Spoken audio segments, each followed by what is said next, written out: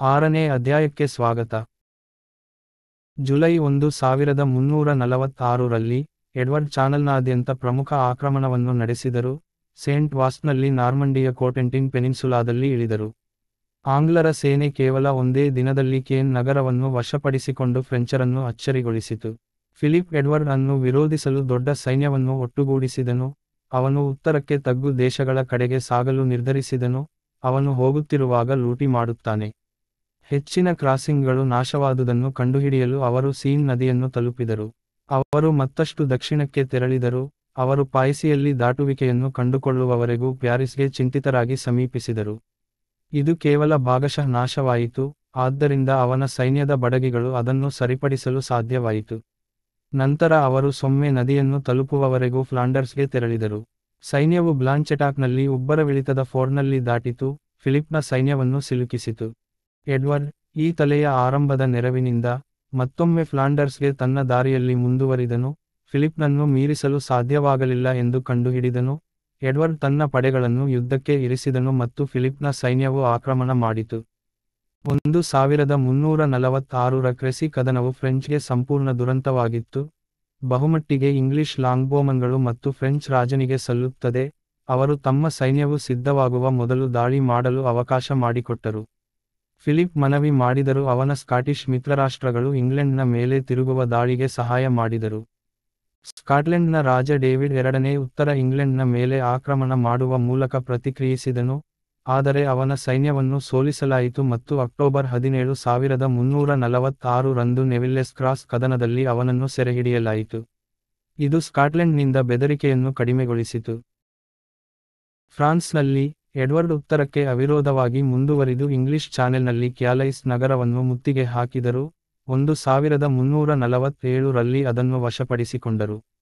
ಇದು ಇಂಗ್ಲಿಷ್ಗೆ ಪ್ರಮುಖ ಕಾರ್ಯತಂತ್ರದ ಆಸ್ತಿಯಾಯಿತು. ಉತ್ತರ ಫ್ರಾನ್ಸ್ನಲ್ಲಿ ಸೈನ್ಯವನ್ನು ಸುರಕ್ಷಿತವಾಗಿ ಇರಿಸಿಕೊಳ್ಳಲು ಅವರಿಗೆ ಅವಕಾಶ ಮಾಡಿಕೊಟ್ಟಿತು.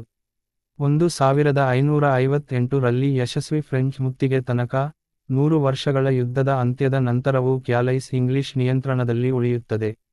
1348ರಲ್ಲಿ ಪ್ಯಾರಿಸ್ಗೆ ಆಗಮಿಸಿದ ಬ್ಲ್ಯಾಕ್ ಡೆತ್ ಯುರೋಪ್ ಅನ್ನು ಧ್ವಂಸಗೊಳಿಸಿತು. 1355ರಲ್ಲಿ, ಪ್ಲೇಗ್ ಮುಗಿದ ನಂತರ ಮತ್ತು ಇಂಗ್ಲೆಂಡ್ ಆರ್ಥಿಕವಾಗಿ ಚೇತರಿಸಿಕೊಳ್ಳಲು ಸಾಧ್ಯವಾಯಿತು, ಕಿಂಗ್ ಎಡ್ವರ್ಡ್ ಅವರ ಮಗ ಮತ್ತು ಹೆಸರು, ನಂತರ ಬ್ಲ್ಯಾಕ್ ಪ್ರಿನ್ಸ್ ಎಂದು ಕರೆಯಲ್ಪಡುವ ವೇಲ್ಸ್ ರಾಜಕುಮಾರ, ಗ್ಯಾಸ್ಕೋನಿಯಿಂದ ಫ್ರಾನ್ಸ್ಗೆ ಚೆವಾಚಿಯನ್ನು ಕರೆದೊಯ್ದರು. ಈ ಸಮಯದಲ್ಲಿ ಅವರು ಅವಿಗ್ನೋನೆಟ್, ಕ್ಯಾಸ್ಟೆಲ್ನಾಡರಿಯನ್ನು ಕೊಳ್ಳೆ ಹೊಡೆದರು, ಕಾರ್ಕಾಸೊನ್ನೆ ಮತ್ತು ನಾರ್ಬೊನ್ನೆ. ಮುಂದಿನ ವರ್ಷ ಮತ್ತೊಂದು ಚೆವಾಚಿಯ ಸಮಯದಲ್ಲಿ ಅವರು ಆವರ್ಗ್ನೆ, ಲಿಮೋಸಿನ್ ಮತ್ತು ಬೆರ್ರಿಗಳನ್ನು ಧ್ವಂಸಗೊಳಿಸಿದರು ಆದರೆ ಬೌರ್ಜಸ್ ಅನ್ನು ತೆಗೆದುಕೊಳ್ಳಲು ವಿಫಲರಾದರು. ಅವರು ಫ್ರಾನ್ಸ್ನ ಕಿಂಗ್ ಜಾನ್ ಎರಡುಗೆ ಶಾಂತಿಯ ನಿಯಮಗಳನ್ನು ನೀಡಿದರು, ಜಾನ್ ದಿ ಗುಡ್ ಎಂದು ಕರೆಯುತ್ತಾರೆ. ಅವರು ಪೊಯಿಟಿಯರ್ಸ್ ಬಳಿ ಅವನನ್ನು ಹೊರಗುಳಿದಿದ್ದರು ಆದರೆ ಅವರ ಸ್ವೀಕಾರದ ಬೆಲೆಯಾಗಿ ತನ್ನನ್ನು ಒಪ್ಪಿಸಲು ನಿರಾಕರಿಸಿದರು. ಇದು ಪೊಯಿಟಿಯರ್ಸ್ ಕದನಕ್ಕೆ, ಸೆಪ್ಟೆಂಬರ್ 19, 1356 ಕಾರಣವಾಯಿತು, ಅಲ್ಲಿ ಬ್ಲ್ಯಾಕ್ ಪ್ರಿನ್ಸ್ ಸೈನ್ಯವು ಫ್ರೆಂಚ್ ಅನ್ನು ಸೋಲಿಸಿತು. ಯುದ್ಧದ ಸಮಯದಲ್ಲಿ, ಗ್ಯಾಸ್ಕನ್ ಉದಾತ್ತ Jean de Grailly, captal de Buch ಅವರು ಕಾಡಿನಲ್ಲಿ ಅಡಗಿಸಿಟ್ಟ ಆರೋಹಿತವಾದ ಘಟಕವನ್ನು ಮುನ್ನಡೆಸಿದರು.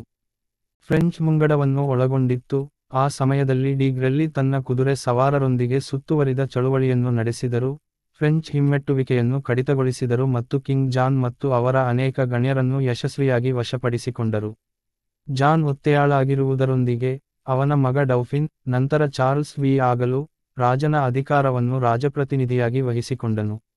ಎಡ್ವರ್ಡ್ ಮೂರನೇ ಮತ್ತು ಕೊನೆಯ ಬಾರಿಗೆ ಅತೃಪ್ತಿಯಿಂದ ಲಾಭ ಪಡೆಯಲು ಮತ್ತು ಸಿಂಹಾಸನವನ್ನು ವಶಪಡಿಸಿಕೊಳ್ಳುವ ಆಶಯದೊಂದಿಗೆ ಫ್ರಾನ್ಸ್ ಅನ್ನು ಆಕ್ರಮಿಸಿದನು.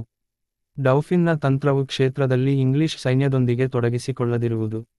ಆದಾಗ್ಯೂ, ಎಡ್ವರ್ಡ್ ಕಿರೀಟವನ್ನು ಬಯಸಿದನು ಮತ್ತು ತನ್ನ ಪಟ್ಟಾಭಿಷೇಕಕ್ಕಾಗಿ ಕ್ಯಾಥೆಡ್ರಲ್ ನಗರವಾದ ರೀಮ್ಸ್ ಅನ್ನು ಆರಿಸಿಕೊಂಡನು.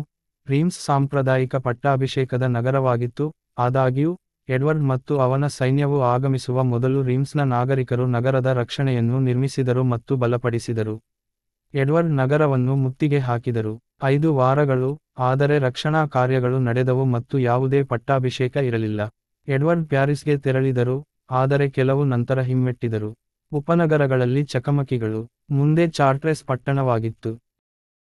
1360 ರ ಈಸ್ಟರ್ನಲ್ಲಿ ಕಪ್ಪು ಸೋಮವಾರ ಎಂದು ಕರೆಯಲ್ಪಡುವ 1000ಕ್ಕೂ ಹೆಚ್ಚು ಇಂಗ್ಲಿಷ್ ಸಾವುಗಳಿಗೆ ಕಾರಣವಾದ ಆಲಿಕಲ್ಲು ಮಳೆಯಿಂದ ಬೀಡುಬಿಟ್ಟಿದ್ದ ಸೈನ್ಯದ ಮೇಲೆ ವಿಪತ್ತು ಅಪ್ಪಳಿಸಿತು. ಇದು ಎಡ್ವರ್ಡ್ನ ಸೈನ್ಯವನ್ನು ಧ್ವಂಸಗೊಳಿಸಿತು ಮತ್ತು ಫ್ರೆಂಚ್ ಅವರನ್ನು ಸಂಪರ್ಕಿಸಿದಾಗ ಮಾತುಕತೆಗೆ ಒತ್ತಾಯಿಸಿತು. ಬ್ರೆಟಿಗ್ನಿಯಲ್ಲಿ ಒಂದು ಸಮ್ಮೇಳನವನ್ನು ನಡೆಸಲಾಯಿತು, ಇದು ಬ್ರೆಟಿಗ್ನಿ ಒಪ್ಪಂದಕ್ಕೆ ಕಾರಣವಾಯಿತು, ಮೇ 8, 1360. ಈ ಒಪ್ಪಂದವನ್ನು ಅಕ್ಟೋಬರ್ನಲ್ಲಿ ಕ್ಯಾಲೈಸ್ನಲ್ಲಿ ಅಂಗೀಕರಿಸಲಾಯಿತು. ಅಕ್ವಿಟೈನ್ನಲ್ಲಿ ಹೆಚ್ಚಿದ ಭೂಮಿಗೆ ಪ್ರತಿಯಾಗಿ, ಎಡ್ವರ್ಡ್ ನಾರ್ಮಂಡಿ, ಟೌರೇನ್, ಅಂಜೌ ಮತ್ತು ಮೈನೆಗಳನ್ನು ತ್ಯಜಿಸಿದರು ಮತ್ತು ಕಿಂಗ್ ಜಾನ್ನ ಸುಲಿಗೆಯನ್ನು ಮಿಲಿಯನ್ ಕಿರೀಟಗಳಿಂದ ಕಡಿಮೆ ಮಾಡಲು ಒಪ್ಪಿಗೆ ನೀಡಿದರು. ಎಡ್ವರ್ಡ್ ಫ್ರಾನ್ಸ್ನ ಕಿರೀಟಕ್ಕೆ ತನ್ನ ಹಕ್ಕನ್ನು ತ್ಯಜಿಸಿದನು. ಅಧ್ಯಾಯ 7 ಮುಂದುವರಿಯುತ್ತದೆ.